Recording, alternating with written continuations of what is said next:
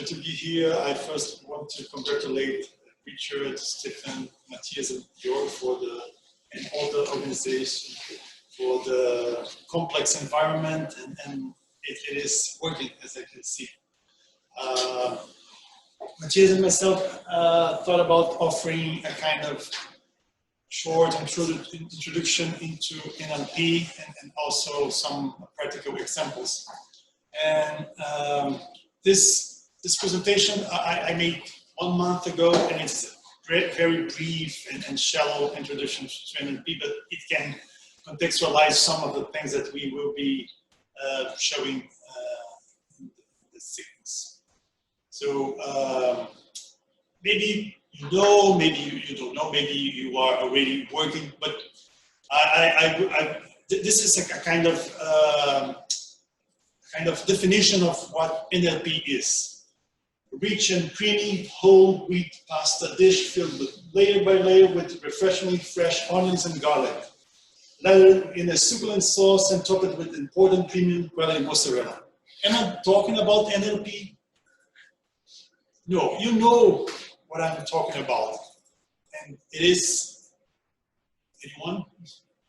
Lasagna. Yeah, but it's not written there. How can you know that?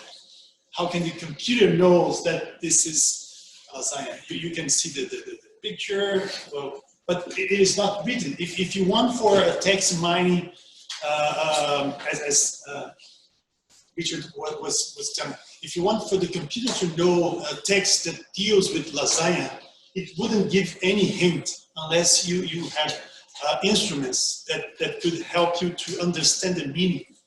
And that is what NLP is about. NLP is about the application of computational techniques for the analysis of language and speech. And it's an attempt to give the computers the ability to understand and to perform tasks that involve human language.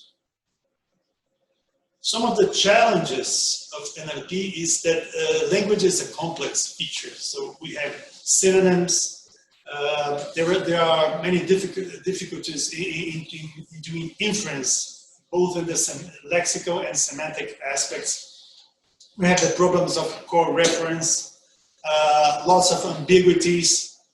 We have the cross-language related issues. We have words that are out of the vocabulary, especially in historical texts. We have problems with the size of the vocabulary, and especially in social networks and the analysis of comments. We have sarcasm, irony. So irony is hard to understand the intentions of the speakers. We have questions of personality, intention, emotions, style. There are some language for which are there few resources available. We have large documents, the big problem that came in the last decade.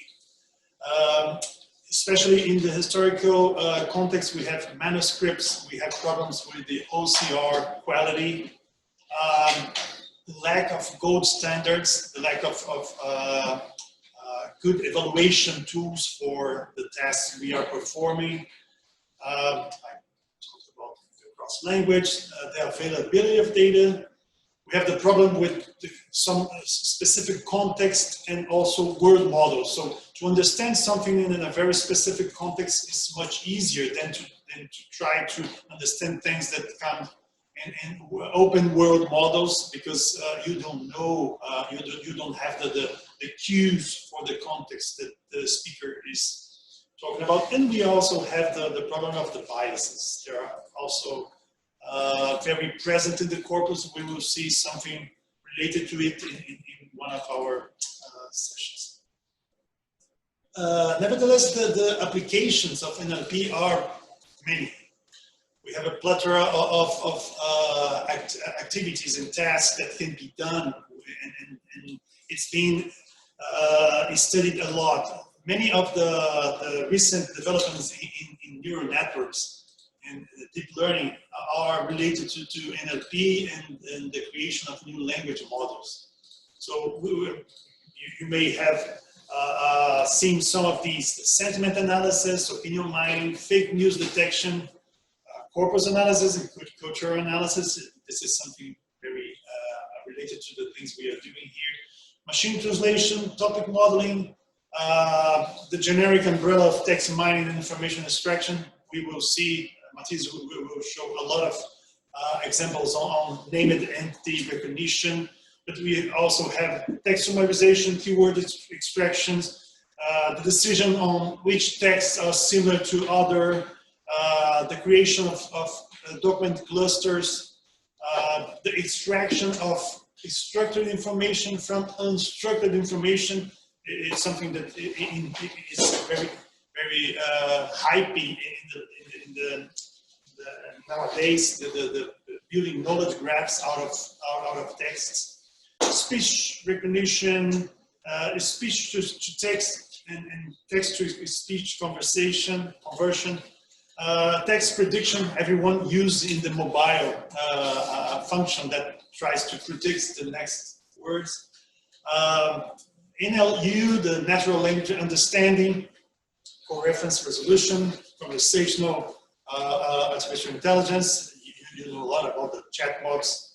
Intent classification, sentence entailment, natural language generation. We have now at the same time that we can see that computers are now creating paintings that can be sold in auctions, in Sotheby's, and we will see from now on text totally generated by computers that can compare to Shakespeare or other famous writers. And we can use NLP to map trends, to understand the zeitgeist, and as the trending topics in Twitter is one of the things.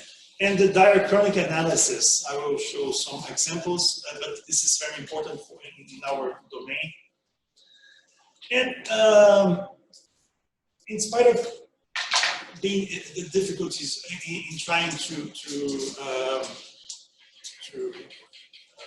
delineate a unique workflow for NLP, we can more or less say that there are some tasks that are very common. Oh, never mind. my head is weak. The first task is the corpus acquisition. Nowadays, we have historical corpora that is in written form, and we have to apply OCR, and there are some differences in quality of the OCR. But we can also capture from social media, and there is the digital-born corpora, web pages. Some corpora are very expensive to acquire, so especially financial news, and there are many companies that are being specialized in capture and reach and sell. So corpus acquisition, of course, is the first step, and then comes the cleaning. We have to deal with punctuations and how can we correct tokenize compound words and identify compound names. This is something that Matthias will show a little bit. Symbols, tags, formatting, metadata, and data and metadata. How can we strip the metadata? We were dealing with TXML files. If I want to extract and discard the metadata or separate the metadata from the data, this will be a task to perform. We have regular expressions, ways to identify patterns in text. The next step would be text processing. How we deal with the lowercase, especially in the case of German, the names are uppercase. So we need to try to make our vocabulary the more concise as possible in order to make inferences in the text. Decide what is the stop word, what are the meaningful words, what are the words that can be discarded. So this will be another step. Tokenization, steaming, maybe I want to reduce the size of my vocabulary. I can take only the steams of the words. I can also prefer to use the lemmas instead of the steams, because the steams are very aggressive in terms of discarding words, different words. I can identify chunks, words that are naturally occurring together, like expressions, or other n-grams, bigrams, trigrams, and so on and so forth. I can apply some frequency filters to identify hapaxes and words that are not common or are very common. Misspellings are important, because if I want to map, in case of German, I want to map the many ways through all the times that a word, the forms of words. So there are some specific tests of identifying out of vocabulary words or different spellings, not misspellings, but different spellings. And then another phase would be to prepare the text to be to feed neural networks or any kind of algorithms to try to make inferences in the text.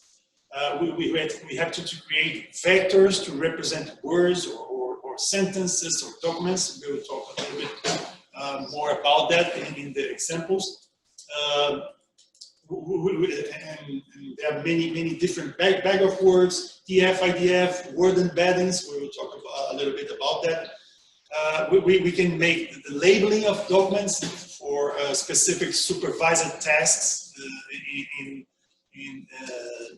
artificial intelligence algorithms. We can extract the part of speech taggings. We can try to build the dependency parsing, the trees. Matthias will show something on this. We can make the name identity recognition and extraction. And then I can apply many different kind of text analysis algorithms. Frequency analysis, topic modeling, text classification, sentiment analysis, cultural analysis, stylistic analysis, pattern mining, and biases analysis. So just to brief show examples of some of these, I won't go much further, and please, Matthias, tell me when it's done. I can use gazetteers, which are sets of specific words related to one topic or category, to extract these words or these word-related or concept-related words from text. Named entity recognition is a special case in which you have lots of lists of places, people, names, but you can also create your own list of things. Some of the solutions that Matthias will show allows you to create your vocabularies and models and train your models to identify specific entities. We can classify documents, and I guess everyone uses email nowadays, and you have a spam detector.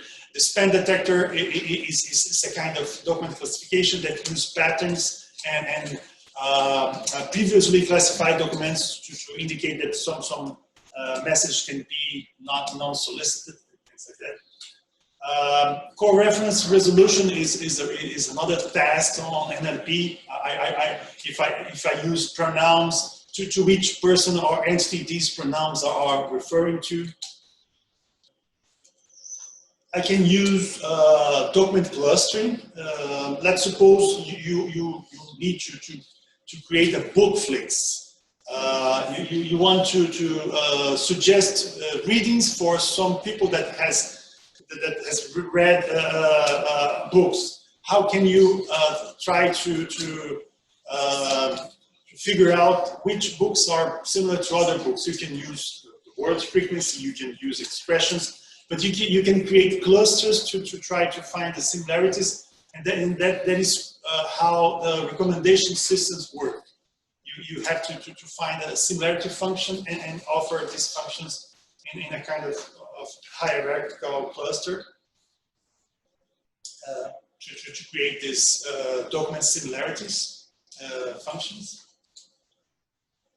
We can try to extract topics from collections of documents, and topics in this case are words that are very discriminative in terms of the subject. So topic modeling is another very popular algorithm used in NLP pipelines. We can make stylistic analysis, and this would be similar to what they do in images to try to guess if a particular painting was made by Van Gogh based on the patterns. We can use this to analyze texts. Sentiment analysis that has nothing to do with psychology, but I'm trying to understand the sentiment or the opinion towards some textual piece or excerpt.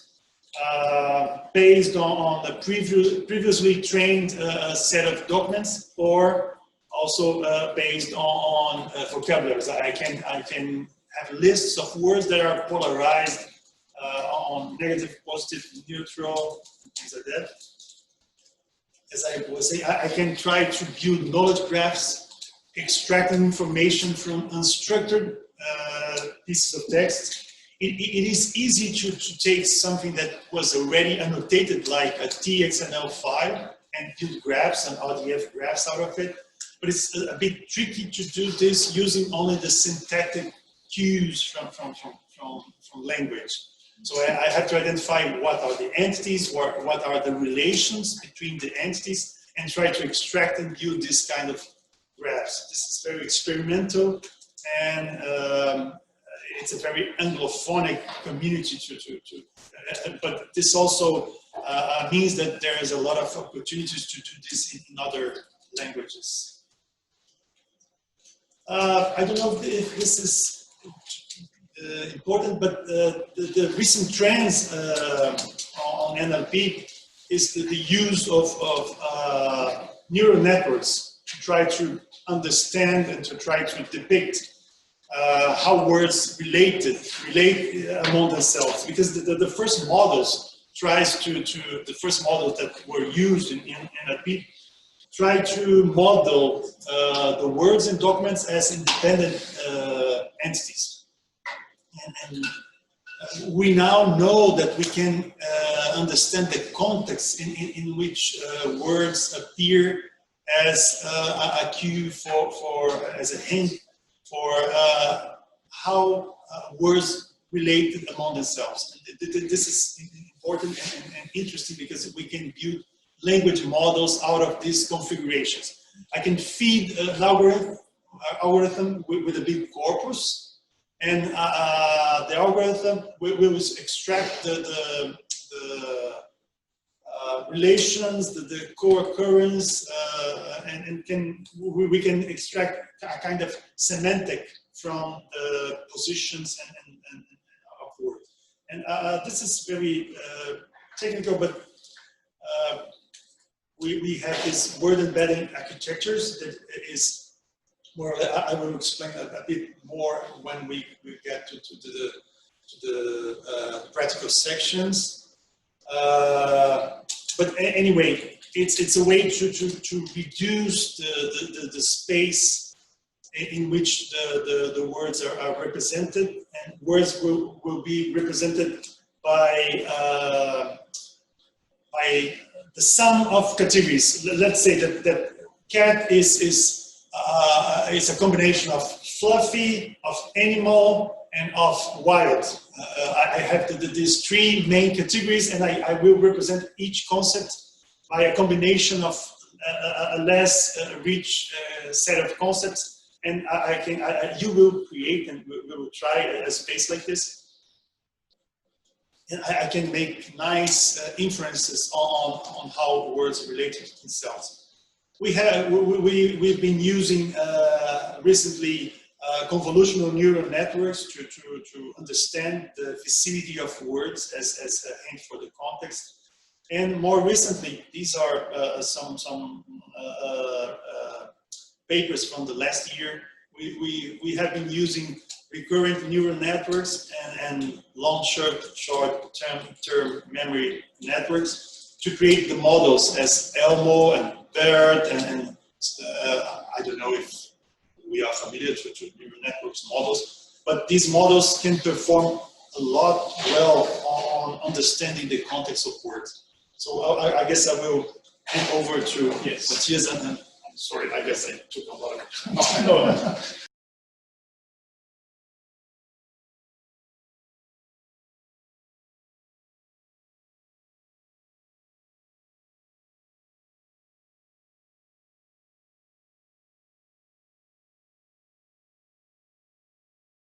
Asking questions about